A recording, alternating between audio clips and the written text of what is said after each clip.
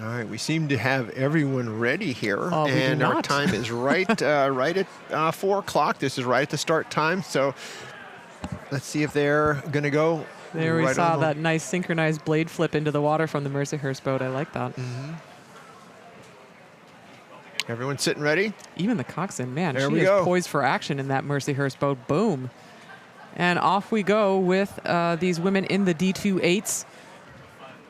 Yeah, beautiful start there from the Barry boat. That bow seat is after it. Mm-hmm. Yeah, and look at that beautiful blade splash in the Barry boat there on the starboard side. I love that. It looks great. Nice and aggressive on the Barry blades. Comparatively in the Mercyhurst boat, just a little tiny splash. More of a diver splash, if you would say. But yeah, nice shot here of our crews as they come off the line and are now, you can see, lengthening out into those mid-rate strokes and then into their race pace or their body pace here that will take them through the middle of the race. So on the left side of your screen, on the split screen there, that is Embry Riddle with the yellow blades and Jefferson sitting right next to him in the center of the screen. Mercyhurst a little bit over to the right of your screen. So the 5-boat event here, we won't be seeing anyone in lane 6 as we have seen in previous races. So as they come down here, Mercyhurst just now leaving the screen as we pan over and catch them a little bit more.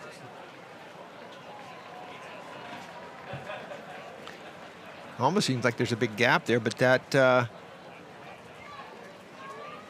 could be Jefferson. Is this Jefferson right here? It is. It is Jefferson.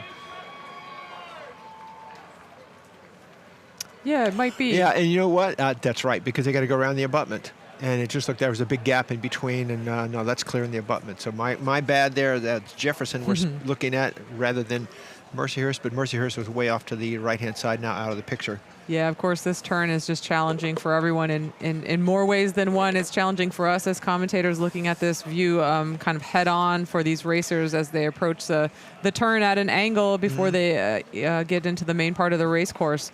And, of course, it is a challenge for these athletes and the coxswains, as we've seen many times today. Although, have you seen the Marshall flag yet in this race? No, I have not. How about that? Isn't that amazing?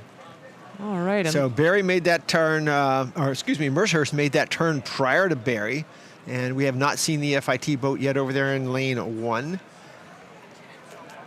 And there's your Jefferson boat with that lead over Embry Riddle as they come through that bridge. Yeah, Jefferson looking like they're doing a good job just staying up with the pace here, potentially being up in a very good position given that the camera is focusing on them. Maybe just holding on to this Mercyhurst crew now. We're getting them in shot here. And, yeah, a good look at this Jefferson boat now just trucking along through this second 500. And you can see your Embry Riddle crew there in the background with maybe the tallest two-seat on the river. That is a big two-person there. Yeah, that is a tall lady in the two-seat. But here we're just going to focus on the Jefferson boat. We would imagine that maybe they are the race leaders with the camera focusing on them as they row by here. Rowing at 35 strokes a minute. Yeah, and we'll just get some and images there's your Mercyhurst. Of the rest of our crews here. Yeah, Mercyhurst going by. And your Embry Riddle crew there. Now, the camera angle is looking back towards the starting line, so it's not going to be a good sense of what that looks like, but I think it's a good enough sense, and that Jefferson and Mercyhurst are the two leaders in the middle, of course, as we would expect.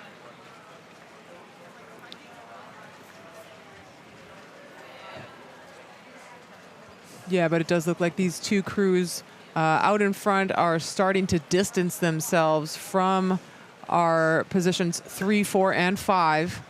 And it looks like the Jefferson crew is the one that is doing the distancing. I think you're right, Casey. That sounds good. It is the Jefferson crew that we can see from here out in front of that Mercyhurst crew. And, of course, we do still have the rain coming down here in Philadelphia, which is preventing us from getting those drones out in the air to give us those good, accurate depictions of what these margins might be as these rowers are coming towards us on the course. Jefferson at 36, 36 and a half.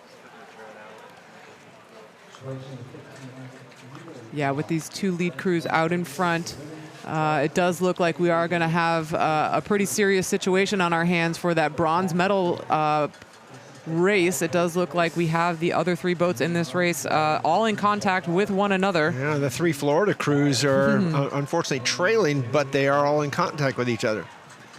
Yeah, so that could make it very, very exciting as we get down into the closing minutes of this race, as we're looking to figure out who is going to come away with the bronze medal in this event. Would you venture to say we've got a little bit of an edge of FIT over Barry is what it looks like to me? Definitely, I'd say that's the case. I think that's a good call at this stage. Looking at these crews coming toward us. Who's getting flagged here? Oh, we spoke too soon. We did. We do still see this Jefferson crew in the dark boat out in front with a nice margin on Mercyhurst. I don't know that I would call it open water. It does look like there is still some overlap from here. Mercyhurst doing a good job to hold on to that overlap and maybe start to move through Jefferson. Oh, yeah, absolutely. Mercyhurst is moving. Coming through the island, Mercyhurst putting on a good push here. Jefferson's going to need to come up with an answer. I think Mercyhurst is now turning themselves into the fastest boat in the water right now as they come into this line. Oh, yeah, we just saw the Mercyhurst crew take a step on, and they are indeed walking through this Jefferson boat in the closing seconds of this race. Jefferson now scrambling, trying to stay ahead of them. Yeah, we're well inside the red buoys. We're talking about 100 meters to go now, and maybe less than 20 strokes for these crews. Mercyhurst moving like unbelievable. Bucket rigging there, they're really jumping on it. Look at the clean rowing here. They just jacked that rating up. It is going to come down to the very last stroke between these 2 crews. Mercyhurst absolutely charging through the Jefferson boat. Every single stroke they are moving.